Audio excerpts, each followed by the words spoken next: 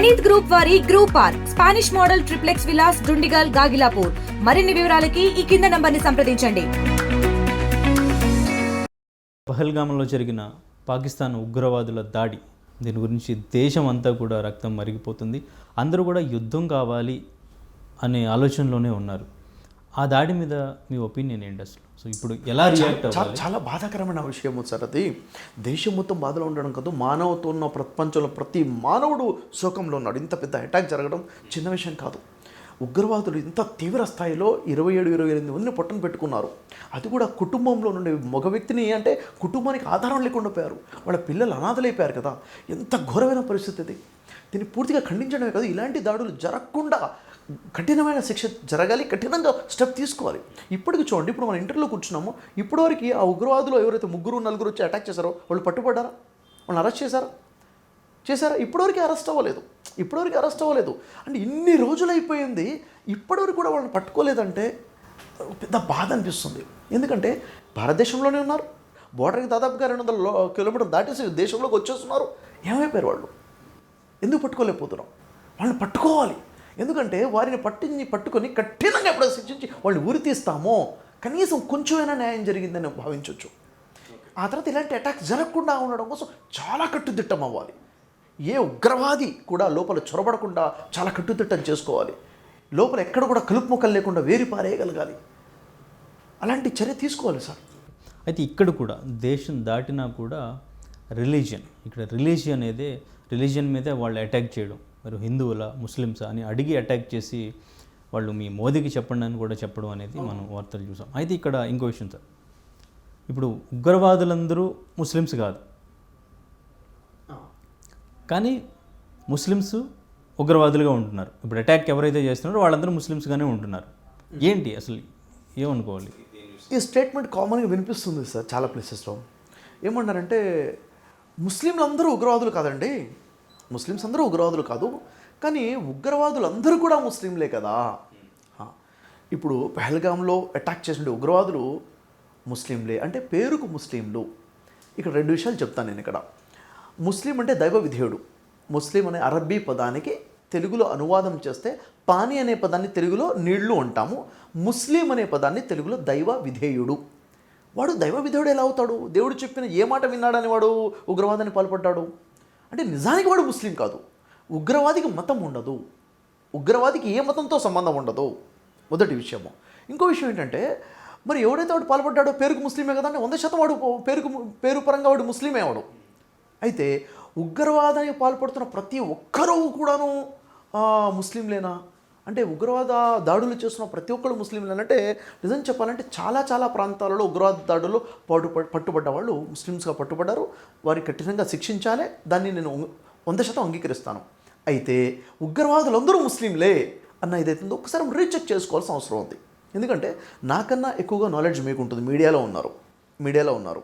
అయితే ఒక్కసారి సమతా ఎక్స్ప్రెస్ మీద, సమతా ట్రైన్ మీద 2 భోగిల మీద బాంబ్ బ్లాస్ట్ జరిగింది సార్. దాదాపు 50 పైకి మంది చచ్చిపోయారు కదా. చాలా పెద్ద బ్లాస్ట్ అది, చాలా పెద్దది. అయితే ట్రైన్ మీద బాంబ్ బ్లాస్ట్ అవ్వడము, ఆ తరుణంలో నిందితులుగా పట్టుకున్నది ఎవరిని? ముస్లింలా? ఎవరిని పట్టుకున్నారు? మక్కా మస్జిద్లో బాంబ్ బ్లాస్ట్ అయింది, నిందితులుగా పట్టుకుంది ఎవరిని? ముస్లింలా? మాలేగాంలో బాంబ్ బ్లాస్ట్లు అయ్యాయి, అక్కడ నిందితులుగా పట్టుకుంది ఎవరిని? ముస్లింలా? అంటే ఇది క్వశ్చన్ కదా. అన్ని ప్లేసెస్లో ముస్లింలే పట్టుబడుతున్నారు, ఉగ్రవాదులందరూ ముస్లింలే అన్నప్పుడు అజ్మీర్ దర్గా దగ్గర బాంబ్ బ్లాస్ట్ అయింది, చచ్చిపోయారు చాలామంది. పట్టుబడింది ఎవరు? ఉగ్రవాద దాడికి పాల్పడింది ఎవరు? దీనికి సంబంధించి ఒక ఇన్ఫర్మేషన్ మీకు ఇస్తానండి. ఇది కొంచెం ఒక ఇన్ఫర్మేషన్ ఉంది, నేను తీశాను, ఇది ఒకసారి చూడండి. సమతా ఎక్స్ప్రెస్ బాంబ్ బ్లాస్ట్ ఎప్పుడు జరిగింది సార్? అది 2007లో జరిగింది, February 18th. ఎంతమంది చనిపోయారు సార్? 68 మంది చచ్చిపోయారు సమతా ఎక్స్ప్రెస్లో కదా. అక్కడ నిందితులుగా పట్టుబడ్డ వాళ్ళ పేర్లు కొంచెం చెప్తారా సార్? అక్కడ ఎవరెవరు సార్? స్వామి అసిమానంద్, లోకేష్ శర్మ, కమల్ చౌహాన్, రాజేందర్ చౌదరి. సరే, మరి వీళ్ళ పేర్లు వింటుంటే వీళ్ళు ముస్లింలు అనిపిస్తుందా మీకు? కాదు కదా. అంటే ఉగ్రవాదులుగా పట్టుబడింది వీరు. ఇది మీడియాలో ఉన్నటువంటి వారికి అంత క్లారిటీ లేనప్పుడు సామాన్య ప్రజలకు ఎంతవరకు ఉంటుందన్నది ఒక ఆలోచన. తర్వాత మక్కా మసీద్ బాంబ్ బ్లాస్ట్ ఉంది, అది 2007లో జరిగింది సార్ కదా. ఎంతమంది చనిపోయారు? 9 మంది. జుమ్మా రోజున అంటే ఫ్రైడే రోజున ఫ్రైడే నమాజ్, ప్రత్యేక నమాజ్ చేసినప్పుడు మస్జిద్ లోపల బాంబ్ బ్లాస్ట్ జరిగింది. అక్కడ పట్టుబడింది ఎవరు సార్? నిందితులుగా పట్టుకుంది ఎవరిని? స్వామి అసిమానందాని, దేవేంద్ర గుప్తాని, లోకేష్ శర్మ, రాజేంద్ర చౌదరి, భరత్ మోహన్ లాల్ రఠేశ్వర్, వీళ్ళు అరెస్ట్ చేశారు.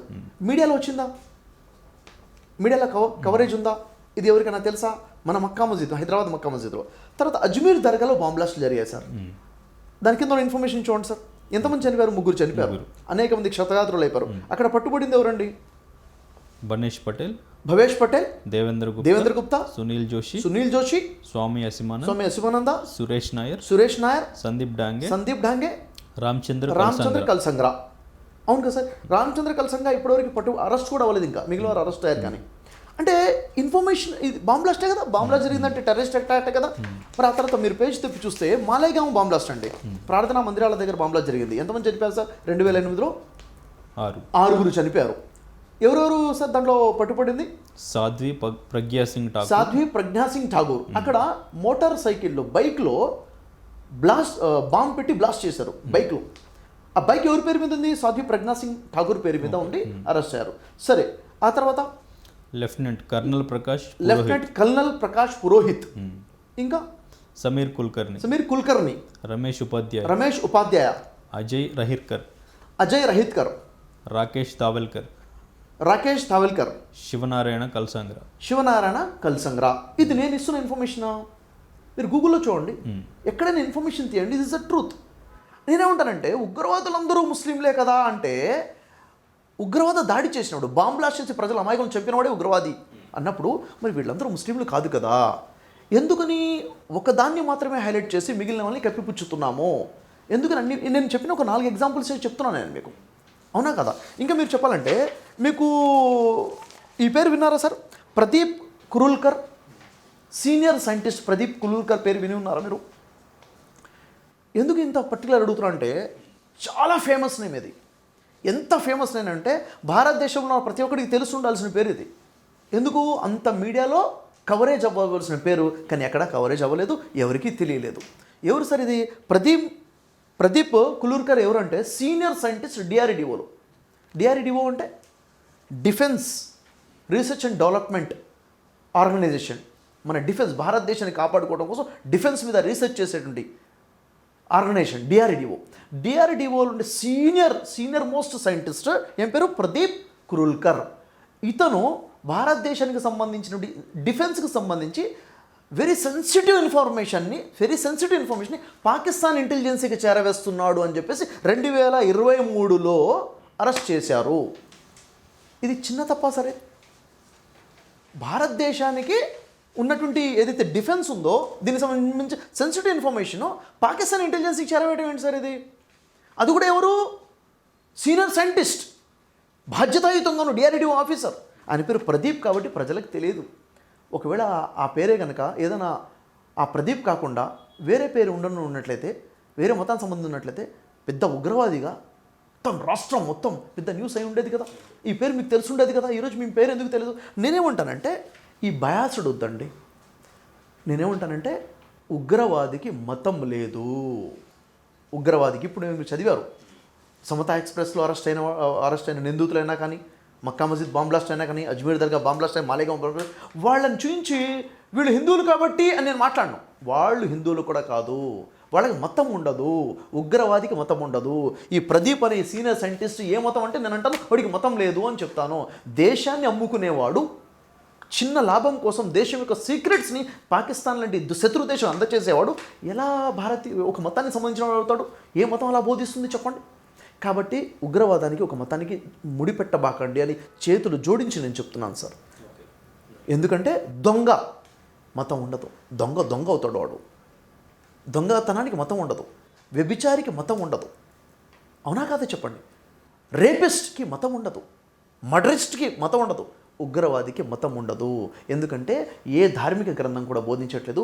ఖురాన్ స్పష్టంగా బోధిస్తున్న విషయం ఏంటంటే ఒక మానవుని అన్యాయంగా చంపితే సమస్త మానవుని చంపినంత పాపాన్ని ఒడిగొట్టుకుంటావు, ఒక మానవుడిని చంపినవాడు నరకానికి వెళ్ళిపోతాడు అని హెచ్చరిస్తున్న ఖురాన్ చేతిలో పట్టుకుని నేను ముస్లింని ఉగ్రవాద దాడి చేస్తుంటే వాడికి ఖురాన్కి సంబంధం లేదు అని క్లియర్గా నేను చెప్పే ఇన్ఫర్మేషన్ అది. కానీ అంటే ఇక్కడ మీరు చెప్పిన దానికి ముస్లిమ్స్ ఉగ్రవాదులు అని అనడానికి ప్రధానంగా ఎక్కువగా ముస్లిమ్సే వినిపించడం కారణమా, లేదంటే ముస్లిం ఫ్యామిలీస్ నుంచి ఎక్కువగా రావడం కారణమా, వాళ్ళు లేదంటే ఫేక్ నేమ్స్ వస్తున్నారు అంటున్నారా, ఏమంటున్నారు? చూడండి సార్, సెంట్రల్ చర్లపల్లి జైలుకి వెళ్ళి అక్కడ దొంగతనాలు చేసిన క్రిమినల్స్, వేరే వేరే తప్పులు చేసిన క్రిమినల్స్, అక్కడ ఎక్కువగా హిందువులు ఉన్నారు కాబట్టి హిందువులందరూ క్రిమినల్సే అంటే ఎంత హాస్యాస్పదం సార్ అది, ఎంత హాస్యాస్పదం సార్.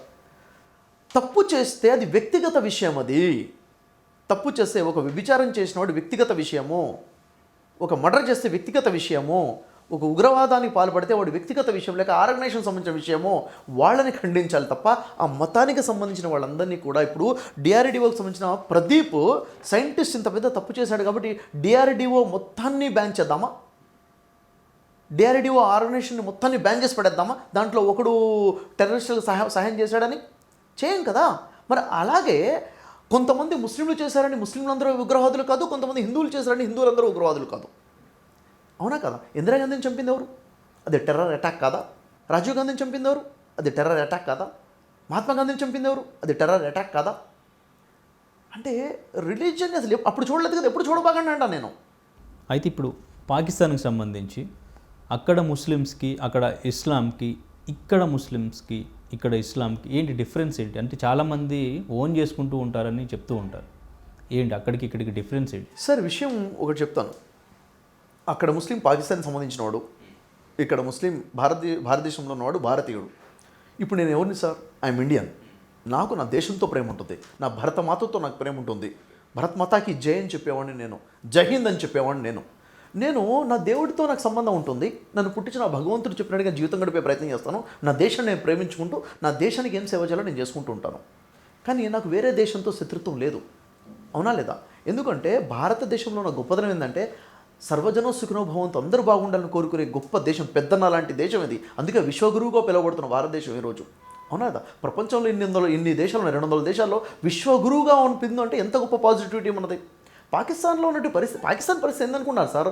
ఆకలికి అలవాటు చచ్చిపోతున్నారు, తింటానికి తిండి లేని పరిస్థితులు ఉన్నారు వాళ్ళు ఇప్పుడు. ఈరోజు ఘోరంగా పడిపోయిన పరిస్థితి చూడండి. అక్కడ మతం పేరు మీద వేరేంది కదా పాకిస్తాన్, మతం పేరు మీద వేరేంది. ఎక్కడెక్కడైతే మతం పేరు మీద ఏర్పాటువాదం జరుగుతుందో అక్కడ ఇలాంటి నాశనమే జరుగుతుంది. భారతదేశం గొప్పదనం ఏంటి సార్? ఇక్కడ రకరకాల సంస్కృతులు, రకరకాల సంఘాలు, కులాలు, మతాలు కలిసి కట్టుగా ఏకమే ఉన్నారే. ఇదే మన భారతదేశం యొక్క గొప్పతనం, ఇదే భారతదేశం యొక్క గొప్పతనం. కాబట్టి మన యూనిటీయే మన బలం. వాళ్ళ దగ్గర ఉంది ముస్లింలే, కానీ ముస్లింలు అనేక వర్గాలుగా మారిపోయి వాళ్ళల్లో వాళ్ళు బాంబులు వేసుకొని వాళ్ళల్లో వాళ్ళే చచ్చిపోతున్నారు. వాళ్ళ జీడిపి పడిపోయి ఉంది, తినడానికి తిండి లేని పరిస్థితిలో ఉన్నారు. ప్రపంచంలో ఎన్ని అయితే ముస్లిం దేశాలు ఉన్నాయో పాకిస్తాన్ని చూసి సిగ్గుతో తలదించుకునే పరిస్థితి ఉంది ఈరోజు. దానికి భారతదేశం పొంతనే లేదండి. నక్కకి నాగలోకానికి ఉన్నంత తేడా ఉంది. అయితే ఓవైసీ అసదుద్దీన్ కూడా కామెంట్ చేశారు, అక్కడ నిఘా వ్యవస్థ, బోర్డర్లో నిఘా వ్యవస్థ ఫెయిల్యూర్ ఈ దాడికి కారణం అని కామెంట్ చేశారు. అది ఎంతవరకు కరెక్ట్ అంటారు? చూడండి, ఒక విషయం ఏంటంటే సార్, ఎదుటి వ్యక్తి తప్పు చేశాడు, దొంగ నా ఇంట్లో పడి దొంగతనం చేశాడు అంటే తప్పు దొంగది. నేను దొంగతనానికి అవకాశం ఏమైనా కల్పించానా, సెక్యూరిటీలో ఎక్కడ లోపం చేసుకున్నానా అని ఆలోచించుకోవాలా వద్దా? ఆలోచించుకోవాలంటారా వద్దంటారా చెప్పండి? కట్టుదిట్టం చేసుకోవాలి. ఇప్పుడు నా ఇంట్లో దొంగలు పడ్డారు, అరే ఇలా అయిపోయిందేంటి, ఇంకోసారి దొంగతనం జరగకుండా ఉండాలంటే నేనేం చేస్తానంటే మంచి లాక్ వేసుకుంటాను, కిటికీలు డోర్లు ఇంకా చక్కగా చేసుకుంటాను, ఎక్స్ట్రా గేట్ పెట్టుకునే ప్రయత్నం చేస్తాను, సీసీ కెమెరాస్ పెట్టుకునే ప్రయత్నం చేస్తాను, అవసరమైతే సెక్యూరిటీ గార్డ్ని పెట్టుకుంటాను. దొంగతనం ఒకసారి జరిగిన తర్వాత జరగకుండా అప్రమత్తం అవుతాం కదా. దేశంలో ఏదైనా జరిగింది అంటే ఉగ్రవాదులు బోర్డర్ దాటి 200 కిలోమీటర్ల లోపలికి వచ్చేసారు, మనకు తెలియలేదు, దాడి చేసేశారు, వాళ్ళు 27 మందిని చంపేశారండి, మన మిలిటరీ ఆఫీసర్లు ఆ 3 చంపేశారు, ఉగ్రవాదులు చచ్చిపోయారు. అలా జరిగిందా? చంపి నడుచుకుంటూ వెళ్ళిపోయారు. ఇన్ని రోజులైంది, వాళ్ళు ఎక్కడున్నారో పట్టుకోలేదు. అంటే ఇంకొంచెం బలపడాల్సిన అవసరం ఉందనిపిస్తుందా? మీకేమనిపిస్తుంది చెప్పండి? మన ఇంటెలిజెన్స్ ఇంకొంచెం బలపడాలనిపిస్తుందా? మన పోలీస్ వ్యవస్థ ఇంకొంచెం మీకు అనిపిస్తుంది కదా? అలా చాలామందికి అనిపిస్తుంది. ఇంకొంచెం అప్రమత్తం అవ్వాలి. ఇన్ని రోజులైనా వాళ్ళని పట్టుకోలేకపోయామేంటి? మన దేశంలో ఉన్న 3 పట్టుకోలేకపోయామేంటి? ఎందుకని మనం ఇలా ఉన్నాము? ఇంకోటి ఏంటంటే అక్కడ దాడి జరిగే 7 రోజుల ముందు హెచ్చరించి కొట్టారు కదా వాళ్ళు. ముందే వార్నింగ్ ఇచ్చారు కదా, 2 రోజుల ముందు కూడా వార్నింగ్ ఇచ్చారు కదా. ఆ army general, Pakistan army general warning ఇచ్చాడు. పాకిస్తాన్ ఆక్యుపైడ్ కాశ్మీర్ నుంచి కూడా వాళ్ళు మేము రక్తాన్ని చిందిస్తామని వార్నింగ్ ఇచ్చారు. అప్రమత్తంగా ఉంటే ఈ 27 ప్రాణాలు కాపాడుకునే వాళ్ళము అనిపిస్తుంది. ఇప్పుడు ఇంటెలిజెన్సీ గురించి చెప్తా సార్, ఒక విషయం చెప్తాను నేను మీకు ఇచ్చినట్టు ఆ పేపర్ ఏదైతే ఉందో దాంట్లో సెకండ్ పేపర్ చూడండి.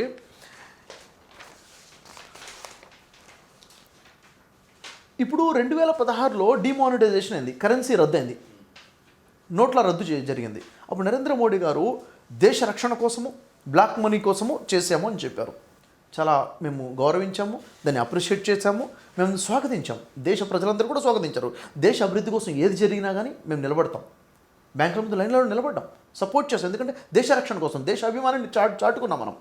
అయితే అప్పుడు చెప్పిన విషయం అంటే చాలా పెద్ద గుడ్ న్యూస్. అంటే నరేంద్ర మోడీ చెప్పారు, ఈ కరెన్సీ రద్దు వల్ల ఉగ్రవాదుల నడుము విరిగిపోయింది, ఈ బ్లాక్ మనీతోనే ఉగ్రవాదుల అటాకులు జరుగుతున్న వాళ్ళ సపోర్ట్ జరుగుతుంది అనేసరికి మనసుకు చాలా మనశ్శాంతి అనిపించింది సార్.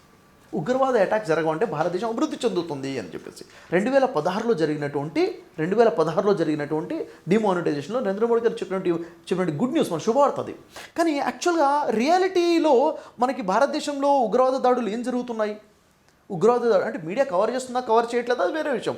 భారతదేశంలో ఎన్ని ఉగ్రవాద దాడులు జరుగుతున్నాయి 2016 నుంచి ఇప్పటివరకు ఎన్ని ఉగ్రవాద దాడులు దేశంలో వదండి. కేవలం జమ్మూ కాశ్మీర్లో జరిగిన దాడులు ఏంటంటే, మీకు సెకండ్ పేజ్ ఓపెన్ చేయండి సార్ ఒకసారి, మీకు ఇచ్చిన ఇన్ఫర్మేషన్ చూడండి ఒకసారి. 2016లో ఎక్కడ జరిగింది సార్, సెకండ్ పేపర్ 2016 ఫిబ్రవరి 20వ తేదీన పుల్వామాలో, అవునా, ఎక్కడ జరిగింది అది? పుల్వామాలో. 2019లో జరిగిన పుల్వామా అటాక్ గురించి చెప్పట్లేదు అక్కడ, 2016లో పుల్వామా అటాక్ గురించి చెప్పడం జరుగుతుంది. సామాన్య ప్రజల మీద కూడా కాదు ఉగ్రవాదులు దాడి చేసింది, సైనిక శిక్షణ శిబిరం మీద ఉగ్రవాదులు దాడి చేశారండి. 3 సైనికులు చనిపోయారు ఫిబ్రవరి 20వ తేదీన. తర్వాత ఎప్పుడు జరిగింది సార్ అటాక్, ఉగ్రవాద దాడి? సెప్టెంబర్ 18వ తేదీన జరిగినప్పుడు మళ్ళీ సైనికుల మీద ఉగ్రవాదులు దాడి చేస్తే 19 మంది సైనికులు చనిపోయారు. తర్వాత 2016 నవంబర్ 29న నాగ్రోటాలో మళ్ళీ సైనికుల మీద ఉగ్రవాద దాడి జరిగితే 7 సైనికులు, భారతదేశ సైనికులు చనిపోయారు. అంటే ఫిబ్రవరిలో, సెప్టెంబర్లో, నవంబర్లో 2013లోనే 3 అటాక్ జరిగాయి, ఉగ్రవాదుల అటాక్ జరిగాయి. అంటే ఎక్కడో లోపం ఉంది, ఇంకొంచెం బలపడాలన్న విషయం అర్థమవుతుంది మనకి. తర్వాత వెంటనే 2017లో అమర్నాథ్ యాత్రికుల మీద ఉగ్రవాదులు దాడి జరిగింది, 7 ప్రయాణికులు చనిపోయారు సార్, 7 యాత్రికులు, అమర్నాథ్ యాత్రికులు చచ్చిపోయారు. ఇది ప్రజల మీద జరిగిన దాడి కాబట్టి ప్రజలకు తెలిసింది.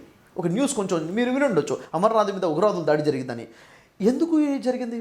అప్పుడు కూడా ఇంటెలిజెన్సీ రిపోర్ట్ ఉంది, ఉగ్రవాదులు దాడి జరిగే అవకాశం ఉందని చెప్పేసి న్యూస్ కూడా మీకు తెలుస్తుంది. 2018 ఫిబ్రవరిలో ఎక్కడ జరిగింది సార్, సంజువాన్లో ఉగ్రవాద దాడి జరిగింది జమ్మూ కాశ్మీర్లోనే, 6 సైనికులు మళ్ళీ చనిపోయారు 2018లో. ఉగ్రవాదుల దాడులు ఎప్పుడు ఆగాయి? జరుగుతున్నాయి. మనం ఇంకా బలపడాలా వద్దా? 2019లో ఫిబ్రవరి 14 చూడండి, 2014లో మళ్ళీ పుల్వామా అటాక్ జరిగింది. సిఆర్పిఎఫ్ కాన్వాయ్లో నుండి 40 మంది సైనికులు చనిపోయారు సార్. ఇప్పటివరకు దాని మీద ఎలాంటి, అసలు ఎప్పుడు జరిగింది, ఉగ్రవాదులు ఎటు నుంచి వచ్చారు, అక్కడ నుండి బ్లాస్ట్ అయిన మెటీరియల్ ఎక్కడి నుంచి వచ్చింది, ఇన్ఫర్మేషన్ ఇప్పటివరకు మనకు తెలియలేదు. 2019లో జరిగింది. 2020లో సార్ ఏప్రిల్ 5వ తేదీన మళ్ళీ ఉగ్రవాదుల దాడి జరిగింది, 5 సైనికుల హత్య జరిగింది, మర్డర్ జరిగింది. ఇండియన్ సోల్జర్స్ 5 చంపేశారు అక్కడ ఉగ్రవాదులు వచ్చేసి. 2021లో అక్టోబర్ 5వ తేదీన శ్రీనగర్లో మళ్ళీ ఉగ్రవాదుల దాడి జరిగింది. అంటే అదేవిధంగా 2020లో శ్రీనగర్లో మళ్ళీ సివిల్ పోలీస్ ఆఫీసర్ని చంపేశారు ఉగ్రవాదులు, అవునా. ఎప్పుడు 2022లో. ఇవన్నీ ఉగ్రవాద దాడులు ఎప్పుడు ఆగాయి? ఉగ్రవాద దాడులు 1 కాదు 2 కాదు జరుగుతూనే ఉన్నాయి కదా. మరి మనం బలపడాలా అవసరం లేదా? మన ఇంటెలిజెన్సీ పోలీస్ వ్యవస్థ అప్రమత్తం అవ్వాలా లేదా? మీకేమనిపిస్తుంది చెప్పండి. అంటే సెంట్రల్ గవర్నమెంట్ ఈ డెసిషన్లో ఫెయిల్ అయింది అంటున్నారా? నేనేమంటానంటే ఫెయిల్ అయిపోయారు, పాస్ అయిపోయారని చెప్పట్లేదు, బెటర్మెంట్ కావాలి అని చెప్తున్నాను, మెరుగుపడాలి అని చెప్తున్నాను, ఇంకొంచెం బెటర్ కావాలి, ఇంకొంచెం అప్రమత్తంగా ఉండాలని చెప్తున్నాను. అదే 2023లో చూడండి, 2023లో సెప్టెంబర్ 13వ తేదీన మళ్ళీ అనంతనాగర్లో మళ్ళీ అటాక్ జరిగింది సార్, ఉగ్రవాదులు దాడి, మళ్ళీ 3 సైనికులు చచ్చిపోయారు. 2024లో సార్ బస్సు మీద అటాక్ జరిగింది, ఉగ్రవాదులు దాడి జరిగింది, 9 మంది చచ్చిపోయారు. మళ్ళీ 2025లో పహల్గామ్లో అటాక్ జరిగింది. ఇది ప్రజల మీద జరిగింది కాబట్టి న్యూస్ తెలిసింది. కాబట్టి ఎక్కడ ఉగ్రవాద అటాక్ జరగకుండా ఉంది చెప్పండి? అప్పటి నుంచి ఇప్పటివరకు ప్రతి సంవత్సరానికి 1-2 దాడులు జరుగుతూనే ఉన్నాయి. ఇంకా ఘోరమైన విషయం ఏంటంటే, జరిగిన ప్రతి దాడి కన్నా ముందు ఇంటెలిజెన్సీ రిపోర్ట్ ఉంటుంది దాడి జరగబోతుంది అని. అయినా కానీ మనం తట్టుకోలేక ఆపలేకపోతున్నామంటే ఇంకొంచెం అప్రమత్తంగా ఉండాలని అనిపించట్లేదా మీకు? అనిపిస్తుందా లేదా సార్? కాబట్టి అప్రమత్తంగా ఉండాలి. ఇంకా మనం ఎందుకంటే ఈరోజు ఇండియన్ సోల్జర్స్, ఆర్మీ సోల్జర్స్ చూసుకుంటే ఉండవలసిన దానికన్నా 1,00,000 మంది తక్కువ ఉన్నారు. ఎంతమంది సోల్జర్స్ అవసరమో రిక్రూట్మెంట్ ఎంత కావాలో దానికి 1,00,000 మంది తక్కువగా ఉన్నారు ఈరోజు. మరి 1,00,000 మంది తక్కువగా ఉన్నప్పుడు ఇక్కడున్న సోల్జర్స్ని అక్కడికి, అక్కడ వాళ్ళని ఇక్కడిని, ఇక్కడున్న అక్కడిని షిఫ్టింగ్లోనే తప్పిపోతుంది. ఎందుకంటే పెహల్గాంలో జరిగింది అని చెప్పేసి ఇంతమంది మనం రోధిస్తున్నాము. అక్కడ ఒక పోలీస్ ఆఫీసర్ లేడు సార్, ఒక్క ఇండియన్ సోల్జర్ లేడు సార్. 2,000 మంది ప్రయాణికులు అక్కడ ఉన్నారు, యాత్రికులు అక్కడ ఉన్నారు, 2,000 మంది ఉన్నారు. ఒక పోలీస్ ఆఫీసర్, ఒక సైనికుడు అక్కడ లేడు. అది కూడా ఇప్పుడు 7 రోజుల ముందు హెచ్చరిక జరిగినా కానీ, 2 రోజుల ముందు హెచ్చరిక జరిగినా కానీ అక్కడ ఆఫీసర్స్ లేరు. బాధ అనిపించట్లేదండి? అదే సైనికులు ఉండవలసినంత మేరకు ఉండనట్లయితే ఖచ్చితంగా ఉండేవాళ్ళు. ఎందుకంటే అక్కడ 2,000 మంది ప్రయాణికులు అక్కడ ఉన్నప్పుడు 27-28 మందిని చంపేశారు. అక్కడ ఎంతోమంది గాయపడ్డారు, ప్రజలందరూ భయదోళనకు వచ్చేసారు. ఆ టైంలో అక్కడ నుంచి అంత ఎత్తైనటువంటి కొండ మీద నుంచి కిందికి హఠావుటిన తీసుకురావడానికి సహాయపడింది ఎవరు? అక్కడ ఉన్నటువంటి లోకల్ స్థానికులే కదా, వాళ్ళందరూ ముస్లింలే కదా, వాళ్ళే కదా వాళ్ళని కిందికి తీసుకొచ్చేసింది. ధైర్యం చెప్పింది ఎవరు? అంతమందికి భోజనాలు పెట్టింది ఎవరు ఫ్రీగా? అంతమందికి ఫ్రీగా ట్యాక్సీల్లో తిప్పింది ఎవరు? అంతమందికి షెల్టర్ ఇచ్చింది ఎవరు? కానీ అక్కడ జరిగిన ఒక షాకింగ్ న్యూస్ ఏంటో తెలుసా సార్? హఠావుటిన వాళ్ళు ఇళ్ళకి వచ్చేయాలి, ఆ భయాందోళనలో ఇంటికి వచ్చేయాలని చెప్పేసి ఫ్లైట్ టికెట్లు బుక్ చేసుకుంటుంటే 6,000 రూపాయలు ఉండవలసిన ఫ్లైట్ టికెట్ 60,000కి పెంచేశారండి. మరి ఈ ఎయిర్లైన్స్ వాళ్ళ మానవత్వం ఏమైపోయింది? మరి వీరు భారతీయులు కాదా? వీళ్ళది ఏమవుతాం? ఒకసారి ఆలోచించండి. అక్కడ మేము భారతీయుడు అండగా నిలబడాలని వాళ్ళందరూ ఏమని చెప్పారు. ఎంతమంది అయితే అక్కడ నుంచి తిరుగు ప్రయాణం చేసి వచ్చారో వాళ్ళని అడగండి. వాళ్ళు సాక్ష్యం చెప్తున్నారు. మమ్మల్ని ఆదుకుంది అక్కడున్న ముస్లింలే, మమ్మల్ని పై నుంచి కిందికి దించింది వాళ్ళే, మాకు ధైర్యం చెప్పింది వాళ్ళే, మాకు భోజనం పెట్టింది వాళ్ళే, ట్యాక్సీ మీద దించింది వాళ్ళే, ఎయిర్పోర్ట్లో మమ్మల్ని అక్కడ సేఫ్టీగా తీసుకొచ్చేసి మా ఇంటికి వచ్చేలా చేసింది వాళ్ళే. ఇంతమంది సాక్ష్యాలు చెప్తున్నారు కదా. నేనేమంటానంటే సార్, ఉగ్రవాదానికి మతం లేదు, మానవత్వం, ధర్మం బోధిస్తుంది, మతం బోధిస్తుంది మానవత్వము. కాబట్టి ఇక్కడ ఆ సమయాన్ని ప్రజల యొక్క భయానికి ఎన్కాష్ చేసుకోవడం కోసం ఫ్లైట్ టికెట్లు పెంచారే, వారు ఉగ్రవాదులకు సహాయం చేశారా? మరి భయాందోళన, ఉగ్రవాదం అంటే ఉగ్రత, భయాన్ని పెంచారు కదా, వాళ్ళు టెర్రర్ని పెంచారు కదా, అవునా లేదా? మరి ప్రజల భయాల్లో ఆదుకోవటం లేకపోతే మానవత్వం ఎక్కడ సార్? అయితే సార్, ఇప్పుడు యుద్ధం కావాలి అని చెప్పేసి ప్రతి ఒక్కరూ కోరుకుంటున్న సందర్భం.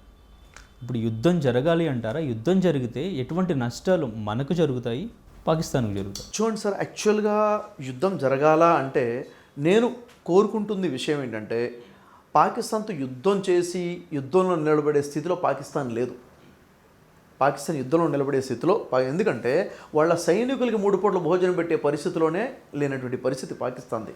సామాన్య ప్రజలే కుట్టుమిట్టాడుతున్న పరిస్థితి వాళ్ళది. అవునా? వాళ్ళు యుద్ధానికి మేము సిద్ధాన్ని అని అరుస్తున్నారు అంటే నాకేమనిపిస్తుంది అంటే, మొరిగే కుక్కలతో సమానం వాళ్ళు. నిజం చెప్పాలంటే వాళ్ళ దగ్గర ఏముంది? ఏమీ లేదు, నథింగ్ ఇస్ దేర్. ప్రపంచానికి తెలుసు పాకిస్తాన్ అంత కుప్పగొలిపోయిందని విషయము. అవునా? భారతదేశం ముందు వాళ్ళు నిలబడటానికి 2 రోజులు కూడా నిలబడలేరు యుద్ధం కనుక మొదలవుతే. మొదటి విషయం. రెండోది, భారతీయుడు కోరుకుంటుంది ఏంటంటే, భారతీయుడు ఇలాంటి అటాక్స్ జరగకుండా కట్టుదిట్టం చేయాల్సిందే. భారతదేశం ప్రశాంతంగా ఉండాలి. ప్రతి సంవత్సరం 2-3 ఉగ్రవాదుల దాడులు ఏవైతే జరుగుతున్నాయో జమ్మూ కాశ్మీర్లో ఇప్పుడు మనం చూసాం, జరగకుండా ఉండాలి, దేశం అప్రమత్తంగా ఉండాలి, దేశం సేఫ్టీగా ఉండాలని కోరుకుంటుంది. యాక్చువల్గా ఇక్కడ గమనించాల్సింది ఏంటంటే బ్రదర్, ఉగ్రవాదులు అక్కడ మతం అడిగి చంపారు. హిందువా ముస్లిమా అని చూసి చంపారు. ముస్లిమా పక్కన పెట్టేసి హిందూ అయితేనే చంపే ప్రయత్నం చేశారు. ఎందుకు చేశారు సార్ ఇలా? ఆలోచించారా? ఇప్పటివరకు ఉగ్రవాదులు ఎన్నైతే ఉగ్రవాద దాడులు చేశారో దాంట్లో అతి పెద్ద దాడి ఇదే అంటాను నేను. ఎందుకంటే వాళ్ళు 27 మంది చేసిన దాడి కాదండి, భారతదేశంలో ఉన్న హిందూ ముస్లింల ఐక్యత మీద దాడి చేశారు. కమ్యూనల్ ఫీలింగ్ తీసుకొచ్చారు, మత విభేదాలు పుట్టించారు, రచ్చగొట్టేశారు. హిందువులు ముస్లింల మధ్య రచ్చగొట్టడం కోసం వాళ్ళు చేసిన దాడి అది. ప్రధానమంత్రి నరేంద్ర మోడీ గారు ఇచ్చిన స్పీచ్ ఏంటి సార్? వారు ఏం చెప్పారు? ఎంత చెప్పారు? ఉగ్రవాదులు చేసిన దాడి మన ఐక్యత మీద చేశారు అన్నారు. ఇప్పుడు మనం కలిసికట్టుగా ఉండాలి అని చెప్పారు. అంత గొప్ప మాటలు చెప్పిన ప్రధానమంత్రి గారు నేను సెల్యూట్ చేస్తున్నాను సార్. ఇది మనం అర్థం చేసుకోవాలి. ఇప్పుడు సమాజంలో ఉన్నటువంటి హిందూ ముస్లింల విభేదాలు వచ్చాయనుకోండి, ఈ విషయాన్ని తీసుకొని ఉగ్రవాది గెలిచినట్టే. ఎందుకంటే వాడి ఉద్దేశమే భారతదేశం విచ్ఛిన్నం అవ్వాలి, ఐక్యత విచ్ఛిన్నమైపోవాలి, భారతదేశం బలహీనమైపోవాలి, ఐక్యమత్యమే మహాబలం అన్నారు. ఆ మహాబలాన్ని విచ్ఛిన్నం చేయడం కోసమే ఉగ్రవాది పన్నిన కుట్ర హిందువా అని అడిగి చంపడము. అది చూసుకుని మనం మూర్ఖుల్లాగా మనం ప్రవర్తించి మనం విడిపోతే మనం ఐక్యతని దూరం చేసుకున్నట్టే, ఐక్యమత్యమే మహాబలాన్ని చెడగొట్టుకున్నట్లే, దేశాన్ని మనం బలహీనపరిచినట్లే. కాబట్టి ఇప్పుడు అప్రమత్తంగా ఉండాలి. నరేంద్ర మోడీ గారు పిలుపునిచ్చారు, కలిసికట్టుగా ఉండాలి, ఐక్యమత్యమే మహాబలం అని. అదేవిధంగా మనం ముందుకెళ్ళాలి. అయితే ఇక్కడున్న కొంతమంది ఓల్డ్ సిటీలో ఉన్న పాకిస్తాన్లను కూడా ఇక్కడ నుంచి పంపించేయడం జరుగుతుంది. సో ఆ డెసిషన్ మీద ఏమంటారు? ప్రతి స్టేట్లో కూడా పాకిస్తాన్ నుంచి ఉన్నటువంటి వాళ్ళు, అంటే కశ్మీర్ నుంచి ఉన్నటువంటి వాళ్ళు వచ్చి ఇక్కడ స్థిరపడి చదువుకునే విద్యార్థులు ఉన్నారు, ఉద్యోగాలు చేసేవాళ్ళు ఉన్నారు, వ్యాపారాలు చేసేవాళ్ళు ఉన్నారు. వాళ్ళ నుండి మనకేం అబ్జెక్షన్ లేకుండా ఇప్పటివరకే ఉండే. కానీ ఇప్పుడు ఏదైతే నరేంద్ర మోడీ గారి కానీ అమిత్ షా గారి నిర్ణయం తీసుకున్నారో వీళ్ళకి వెంటనే పంపించేయాలి, వీళ్ళు ఇక్కడ ఉండకూడదు అని అన్ని రాష్ట్రాలకి వాళ్ళు ఫోన్ చేసి చెప్పేశారు. మంచి డిసిషన్ తీసుకున్నారంట నేను. ఎందుకంటే ఇప్పుడు మనకు సేఫ్టీ కావాలి సార్.